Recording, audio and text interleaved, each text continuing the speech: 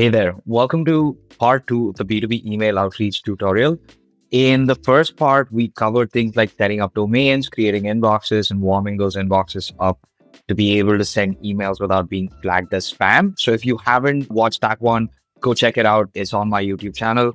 In this part, however, we're going to cover prospecting. This means creating a list of people that fall under your ideal client profile to reach out to them with an offer that would appeal to them. There are multiple ways to build this list. And for the purpose of today's video, I'll be sticking to using Apollo, which is a paid tool. So let's get started.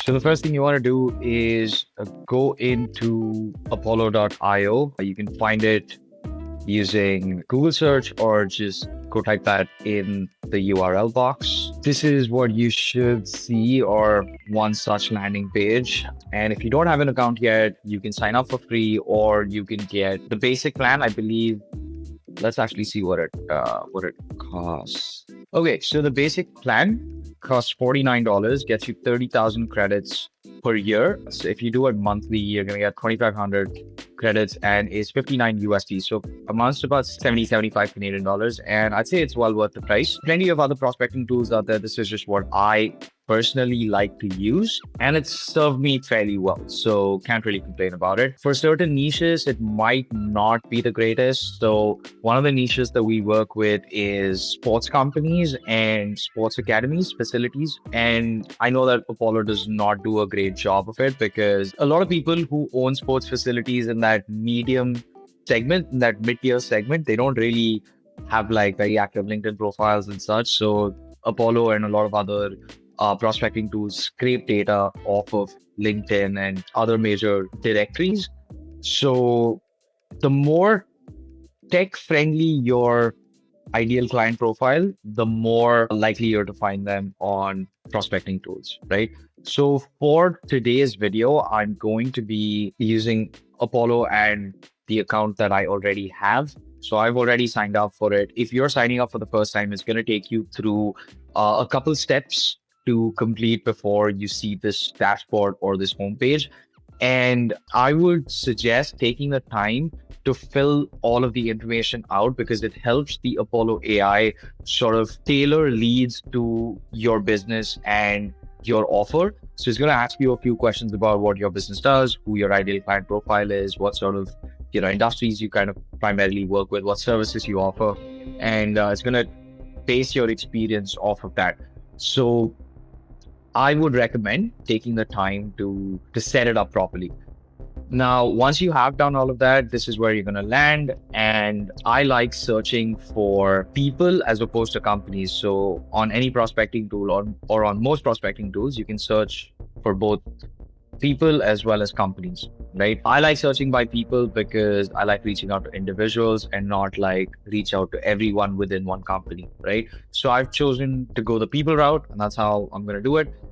For the sake of today's video, I'm heavily invested in working with flight schools and aviation schools. So I'm going to look at prospecting for that niche. Next thing we do is we go to Google and type flight schools in whatever, right? I'm looking at flight schools in BC. Man, I hate this. I want a regular search, please. Flight schools in BC. A fair few of these show up, and I want to look at one that's been around for a while. Look at a few of these and see who you would like to work with the most, right?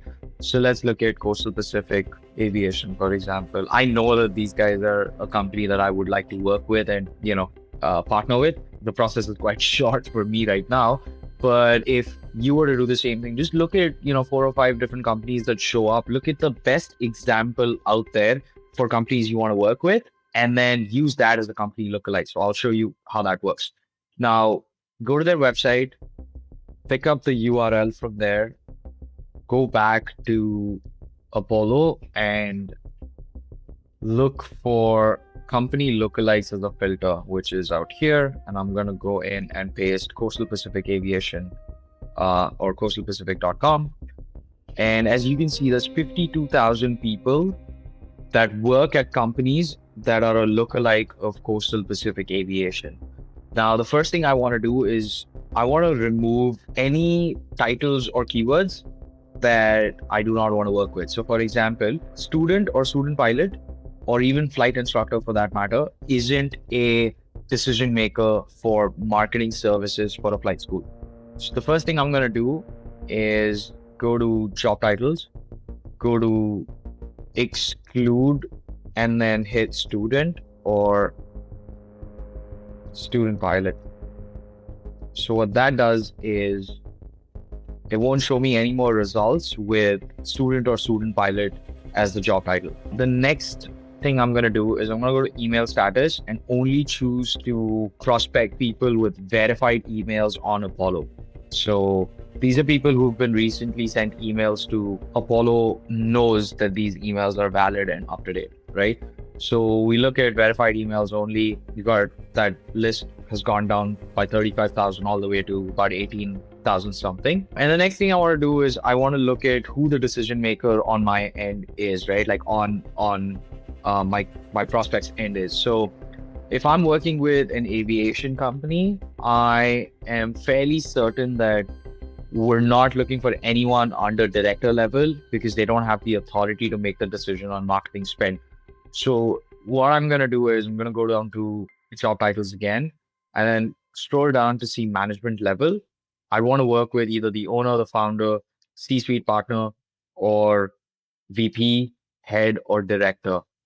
And then at some level, I feel like a manager may be a lot of aviation schools. What they do is they have like a ton of flight instructors, owners, founders that work in the operations side, and they hire like a marketing manager in-house to kind of then work with agencies and whatnot. So I would include that in this search as well. Location-wise, I mean, we could potentially work with companies across the globe, but I want to, for today's prospecting, stick to the US and Canada. Yeah, so we're Canadian. We're based out of BC, but we do work with a lot of American companies as well. And I think we want to do the same with this niche as well. There are certain niches that we don't work for outside of Canada, I'd say, not just BC, but outside of Canada. So in this case, the location can be US and Canada both. So I have a list that's 3,400 long. At this point, what I want to do is I want to see the companies that are showing as part of this filtration process are actually companies I want to work with. So just gonna take random 5 or 6 companies. So let's look up Flight Academy. Let's do that. Okay, let's do this. Look up Flight Academy. Okay, so they're exactly what I want to do, or that's exactly the company that I want to work with. Seems like a good fit. So that's good signs. Let's look at a couple more from this list. Gonna look at Chinook Helicopters, for example. And I know these guys are a good example because they are local. They're actually very local to where I lived a few years ago, and great company as well. Got 95-star reviews. Be a fantastic client to work with. So definitely on the right track. They've got a beautiful online presence as well. So I feel like the filtration is good. We are so far so good. Let's look at revenue, or what else can we see? So we got a lot of ramp managers, we've got inventory control managers. So these aren't people who are going to be making a decision on marketing, right? So the other thing we want to do is we want to look at departments and job functions.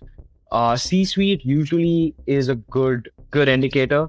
They're in the decision-making seat because you've got the COO, CEO, the founder. CTOs are rare, but oftentimes they do make decisions on marketing, or they're usually open to like connecting you to the right person on their team. I will talk about that when I record the next part of this process, which is actually creating the sequence to send out the emails. I normally ask them if they're the right person to reach out to, or if there's anybody else on their team that they can connect me to. And then the other thing is obviously sales, right? So sales, marketing, and C-suite are the 3 sectors or the 3 departments that I would work with. And now you've got a really solid list.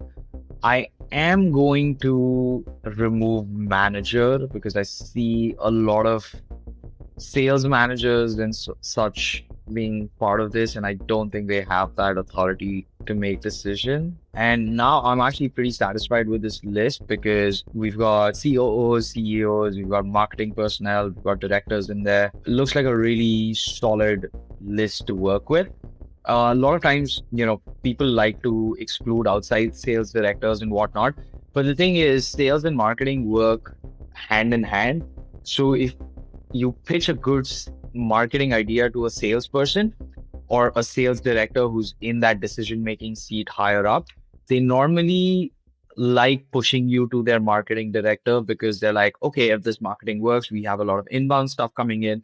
So think about it from that perspective when you're prospecting. Look at what potential opportunities each of these people can help you generate. And once you're satisfied with the list, you go in here and you hit select all, or select all of the contacts that you wanna add to a list, and then you go in here and put them on one of your existing lists, or you can sort of added all of the prospects to the aviation list I had already made earlier. And now if I go back to the list and I see what the contacts in there look like, I have emails for all of them that's been enriched, right? And these are like base emails, but they are really good, actually. Not bad at all. Let's see. We've got the emails. You can further enrich these if you want. You can get the phone numbers, whatnot. If you see that there's generic emails or whatever, you could, further enrich those, see if there are other sources where you can get a more specific email to work with. And that's kind of how prospecting looks when you do it on Apollo.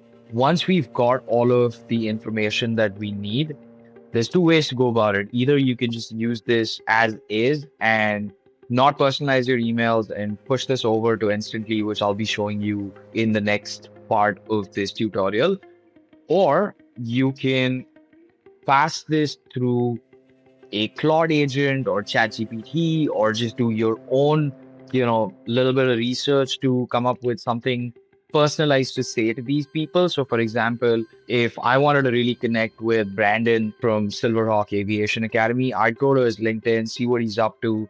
I'd check out their website, talk to them about something that is new and unique that they're doing, and then kind of try and start a conversation there. And I have run campaigns in the past with and without personalization, and there isn't a lot of difference as long as what you're offering is actually pretty good. A lot of people spend too much time on personalization, but the truth of the matter is that prospecting a lot of times, or email outreach a lot of times, is about reaching the right people at the right time with the right offer, and also letting them know what you do for other companies that are similar to theirs, right? So if you've already got great results for aviation companies and you're talking to somebody who's a founder who's in a situation where they could see more results, yeah, they're gonna say yes, and they're gonna be open to having a conversation with you. And the idea is pretty simple and straightforward, which I will be dissecting in part 3 of this tutorial. But this is it for now, and I wish you all good luck with your prospecting, and stay tuned for the next one. See you then.